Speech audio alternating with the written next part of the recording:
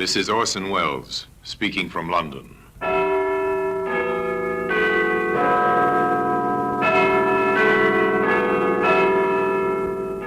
Here in the grim stone structure on the Thames, which houses Scotland Yard, is a warehouse full of souvenirs, where everyday objects, a skipping rope, a glass, an iron, a stepladder, all are touched by murder.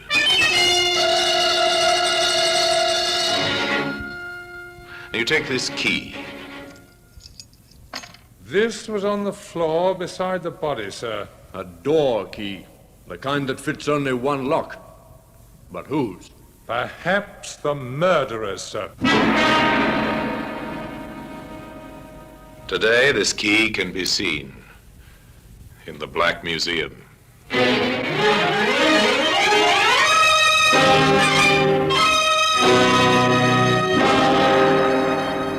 From the annals of the Criminal Investigation Department of the London Police, we bring you the dramatic stories of the crimes recorded by the objects in Scotland Yard's Gallery of Death, the Black Museum.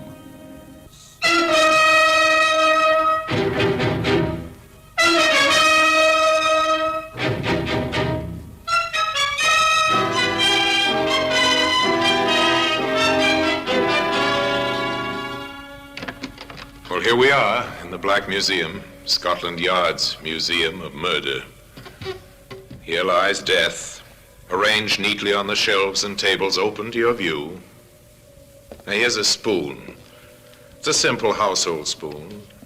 Our murderer was meticulous. With this, he measured out a careful dose of poison.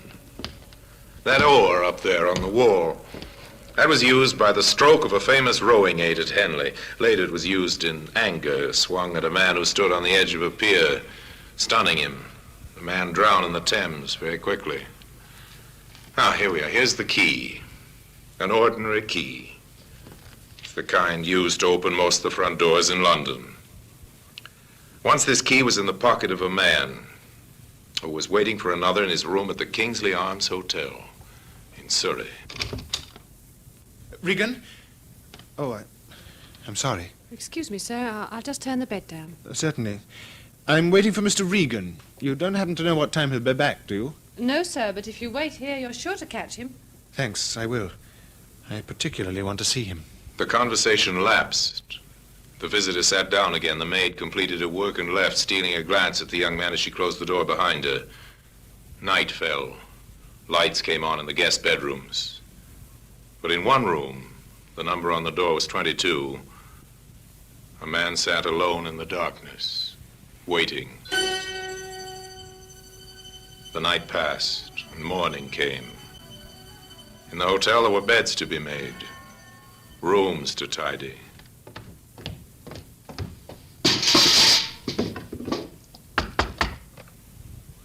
No answer from room 22. The maid was pleased her work could be accomplished without interruption. She was thinking of this as she opened the door. Stepped in. The bed was unused, turned down just as she'd left it. Sunlight was flooding through the two windows, and on the floor, a man lay dead.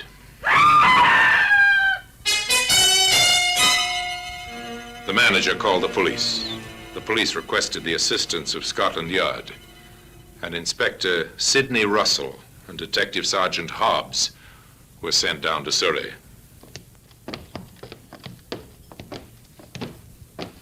This is the room, sir. Number 22. Has anyone been in there since the maid found the body? No one, Inspector, except myself and the local police sergeant. On his orders, I kept the room locked. Good, ma'am. There you are. Thank you. I'll let you know when we need you, sir. The two detectives covered the room, and in their quick survey of the murder scene, they found several leads. His wallet, sir. Let's have a look at the identity card, Sergeant. There you are, sir. Name's Thomas Regan. What else you got there, Sergeant? Roll of notes, sir. The killer either missed that or the motive wasn't robbery. Oh, I don't think it was robbery, sir. His watch is still on his wrist. Going? No, sir. It stopped at 7:25. That might have been the time the murder took place, though on the other hand, the watch might have run down this morning. He was shot through the head, sir. Surely somebody must have heard that. You would think so. Well, here's a shell I found on the carpet. Point 22. We'll keep this for ballistics. What else, Sergeant? Oh, some silver taken from his trouser pocket, a handkerchief with the initials TR in the corner, and a cigarette lighter. With the initials TR. He's well labelled. And this was on the floor beside the body, sir. A door key. The kind that fits only one lock. But whose? Perhaps the murderer, sir? Unless it belonged to Regan himself. Oh, it's not the kind they use in hotels. No. Was he wearing or carrying a keychain? No, sir. Then the key would have been carried in his pocket along with his money. Which hadn't been spilled onto the floor. You may be right, Sergeant, but to make absolutely sure, that key should be checked against every lock in Regan's home and his office and everywhere he might have occasion to visit. If it does not belong in any of those places, then it seems to me that when we find the door that key fits, we find the murderer.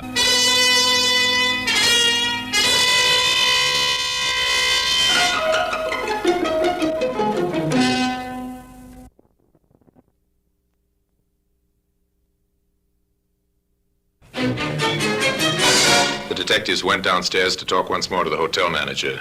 Inspector, this is a terrible business. Listen to those men in the bar. What about them, sir? They're newspaper reporters. Oh, this is really dreadful. The notoriety, the reporters, the headlines. It'll ruin my business. It wasn't very nice for Mr. Regan, either. No, I suppose not. Poor devil. What can you tell us about him? Only that he was a commercial traveler. He's stayed here before? Several A times. traveller, eh? Did he work for any firm in particular? Would you happen to know? Yes, I do know, because they always paid the hotel bills. He worked for a London firm, Hardy and Sons Limited. Thank you, sir. I'll leave the room upstairs locked until we have it photographed and checked for fingerprints. Oh, Inspector, there's one other thing I'd better mention. I think it's important. Yes? A man called to see Mr. Regan last night. Did you get a good look at him? I didn't see him at all, nor did the desk clerk. The maid found him waiting in room 22 when she came in to turn the bed down. Unusual, isn't it? Knowing Regan's room number? It suggests an acquaintance. Not necessarily, Inspector. Why do you say that? We have a register here in the foyer. It's on that wall over there. A room register? Yes, just a card opposite the room number. Some people don't bother with it, but Mr. Regan always put his card up. So that maid is the only one who saw this man. Yes, Inspector. Then I'd like to talk to her, sir. Oh, I'll go and get her for you. The hotel manager returned almost immediately with the maid. She was a young girl, very pale, her eyes still fearful from the sight she'd seen on the floor of room 22. Annie Mitchell, Inspector. How do you do, Annie?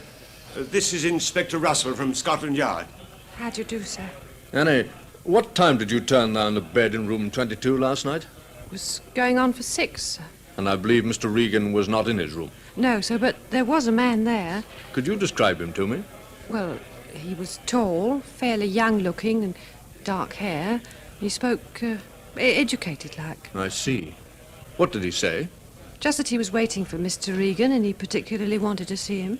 Tell me, would you know this man if you saw him again? Yes, I think I would. The inspector was well satisfied, but Sergeant Hobbs, who had been questioning the guests, had not fared so well. Now, sir, I'm sorry to trouble you, but I have to ask you a few questions. Really, this is most annoying. I've been kept here all the morning, and it's extremely inconvenient. I quite understand, sir. Now, can you tell me whether you heard any unusual noise or disturbance during the night? The only disturbance of which I'm aware is the disturbance created by the police this morning. You didn't hear a shot, for instance? Certainly not. And you were in your room the whole evening? Yes. Can I go now? Yes, that'll be all. Thank you very much. Well, it's certainly not been a pleasure.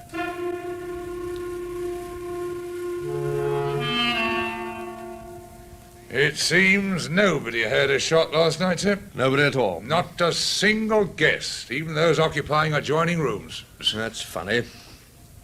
Anyway, I'm leaving you in charge here. The police surgeon will be arriving to carry out a post-mortem. All right, sir. Are you going back to London? Yes, I think the case winds up there. The next move is to London to check that key against every lock in Mr. Regan's home and his office just to see if it fits.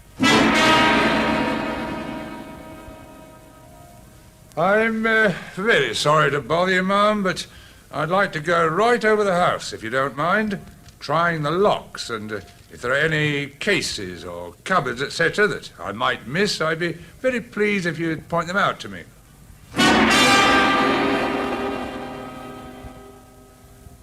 I've come along to see if you can help me, sir, in connection with Mr. Regan. I want to know if there's any desk or a cupboard in his office, or the office door itself, which has a lock for which this might be the key.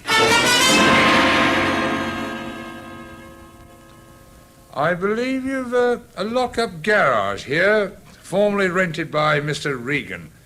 It must, of course, have a lock, and I'll be glad if you'd allow me to compare the lock with this.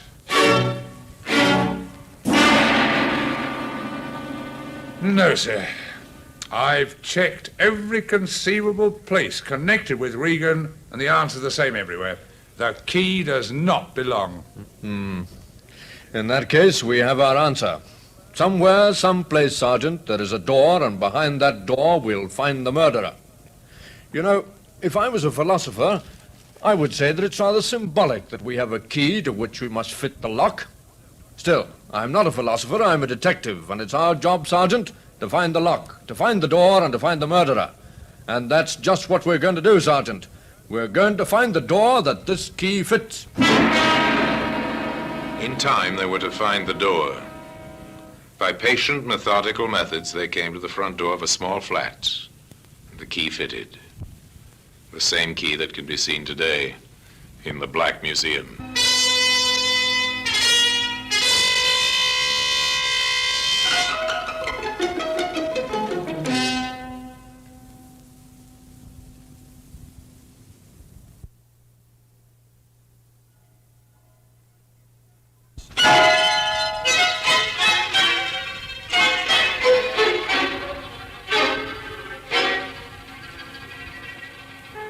Inspector Russell went back to London, certain that the crime had motive, and that the motive would only be found by a search into the habits and associations of Thomas Regan. His first call was to the offices of Hardy & Sons, Limited, where he was speedily ushered into the presence of the reigning Mr. Hardy. Come in, Inspector. Sit down. Thank you, sir. Shocking business. Now, who could have wanted to kill poor Regan? That's what we're trying to find out. Of course. Shocking. One of our best travelers. What do you know of his personal life, Mr. Hardy? I may be able to help you there, Inspector. I believe in taking an interest in my employees. I've always encouraged them to bring their troubles to me. And Regan had troubles? Yes. He was a bachelor. Rather a gay one at times. I suspect he was having trouble over a woman. Yes? A married woman. She kept on ringing up to speak to him, and the thing spread in the office. He was rather embarrassed and slightly worried about it all. Do you happen to know the woman's name, Mr. Hardy? I'm afraid I can't help you there, Inspector, though, wait a minute. Yes? He did mention something. That's right. I've got it now. He didn't want to tell me her name. That's a pity. But in admitting she was married, he did tell me that her husband was a doctor on hospital duty. A doctor? Yes, and one other thing I recollect. He mentioned her first name. It was Lyndall. And I have information that the man we want to interview is young. That suggests a hospital intern. Yes, with a wife named Lyndall.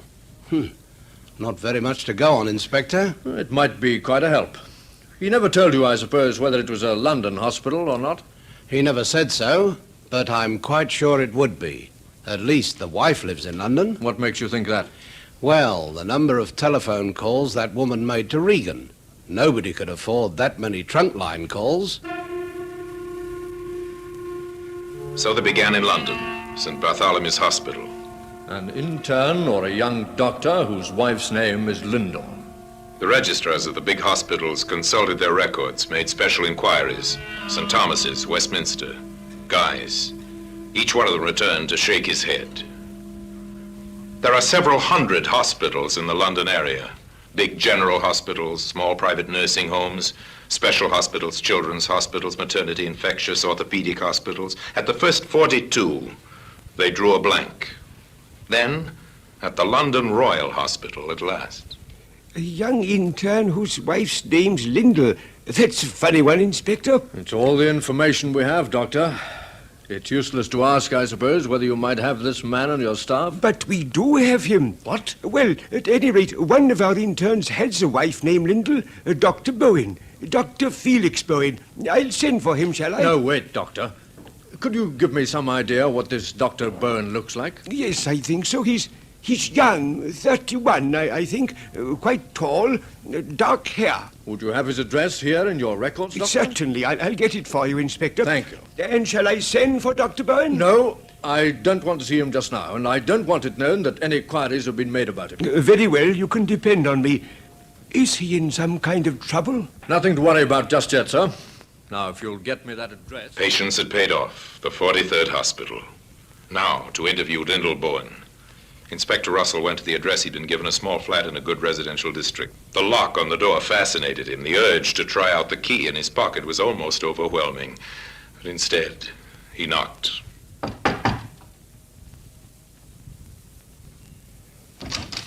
Mrs. Byrne? Yes? I'm Inspector Russell from Scotland Yard. Scotland Yard. May I come in? Yes, of course. Thank you. She was young, an attractive woman, but her eyes were frightened. Mrs. Byrne, when did you last see Thomas Regan? Regan? Thomas Regan? I think you know who I mean. But I don't, Inspector. I'm very sorry. Not at all, ma'am. Perhaps I'm mistaken. Well, of course, I've read about him in the papers. That is, if it's the same, Mr. Regan. It is the same. Mrs. Byrne, with your permission, I'd like to conduct a small experiment. Experiment? I don't understand, Inspector. It's quite simple. This key. Key? I'd like to try it in your front door. But Of course, if you choose to say no, then I won't be able to try it. You won't? But I also ought to warn you that I can return in a very short time with a warrant. All right. Try it. Thank you, Mrs. Byrne. I'll just open the door and insert the key. The key turned, effortlessly and easily. Hope died in the woman's eyes. The inspector from the yard took out the key and closed the door again. And now, Mrs. Byrne, you and I are going to have a talk about Thomas Regan.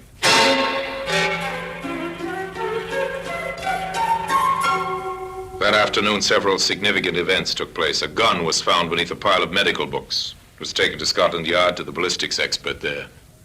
The gun checks, sir. That's the murder weapon, right enough. Little wonder nobody heard the shot in the hotel. It's fitted with a silencer. A silencer. Evidence of premeditation. Late that afternoon, the record of its purchase was uncovered. The second significant event. The gun was bought at a shop in the Soho district, sir. A second-hand shop 2 weeks ago. By whom, Sergeant? The description covers Dr. Felix Bowen. And the proprietor says he could recognize the man if he saw him again. We'll give him that chance. Come on. Where to, sir? The hospital. To pick up Byrne. The third event was Bowen's flight across London. Somehow, in some way, the doctor learned of the net that was closing about him and made a run for it. He was gone when the detectives reached the London Royal Hospital. They drove to his home, but he wasn't there. Now, across England, the vast network of police communications went into action. The teletype carried the news of the fugitive. Central to all stations. General alarm for one Dr. Felix Byrne, age about 31, 6 feet tall, dark hair. Educated voice, quietly spoken. Wanted on suspicion of murder.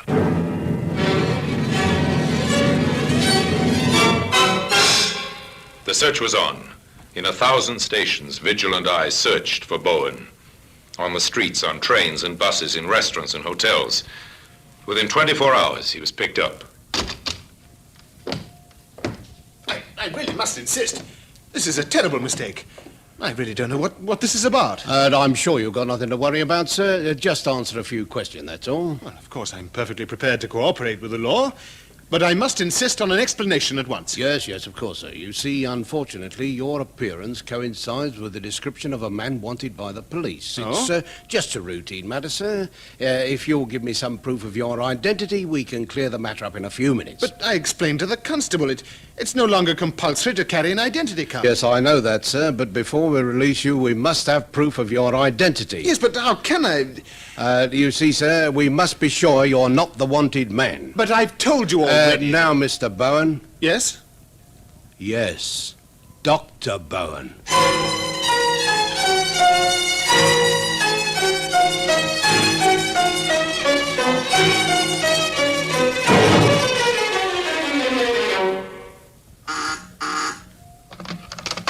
Inspector Russell? This is Sergeant Thompson, sir. Highgate. We've picked up a man who we believe is Dr. Felix Bowen. Hold him, Thompson. I'll be there in a matter of minutes.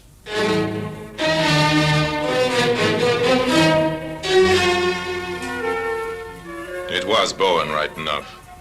But if Inspector Russell hoped for an easy confession, he was disappointed. The doctor was defiant and tight-lipped. I know nothing, I tell you, nothing whatever. This whole thing is an outrage. I must remind you, sir, that your wife has made certain admissions. My wife? What has she told you? That she and Regan were having a love affair. That you found out. And the day before last, you went down to Surrey to see Regan. You returned late that night. Did I? And under a pile of medical books in your bookcase, we found the gun you used. The game's up, Bowen. The game is never up, Inspector, until it's lost. The evidence they had accumulated was impressive. But juries are cautious, and defense counsels are often very smart. There had to be no loopholes. There had to be complete corroborating evidence. I think we've got our man all right. The next thing is to prove it beyond all shadow of doubt. What's the next move then, sir? Well, Sergeant, there's one person who got more than a passing glimpse of the murderer. Oh, you mean Annie, the maid at the hotel? Right. We'll see how Mr. Bowen fares on an identification parade. I have a feeling he won't fare too well. Now, Annie, I expect you've heard of an identification parade. Yes, sir, like they have on the films. That's right, Annie, but this is not a film. This is the real thing. Before we go into the next room, I want to impress on you how important it is that you make no mistake. A man's life may depend on your judgment. So when you answer me, make sure, absolutely sure, beyond any shadow of doubt, the man you identify is the man you saw on the night of the murder. Yes, sir. Right then. Now, in the next room, there are 8 men. I want you to follow me into the room, take a good look at each of them, and see if you can pick out from amongst them the man you saw in room 22 waiting for Mr. Regan. Very well, sir.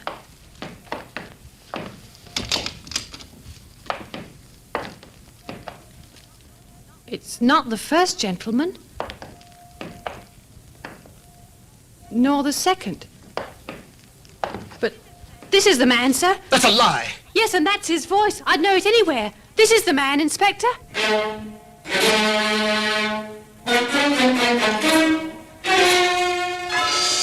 Well, Mr. Bowen, would you like to make a statement to us now? I have nothing to say, except that I doubt that the evidence of a silly maid is likely to give you a conviction, Inspector, whatever you may think. We're depending on more than that, Mr. Bowen. There are other witnesses, including a silent witness, a door key. That was careless of you, Mr. Bowen. Very careless indeed. Bowen was identified also by the owner of the second-hand shop as being the man who had bought the gun some 2 weeks before. With that, the case was complete. A door key had helped to find a murderer, and that self-same key can be seen today in the Black Museum.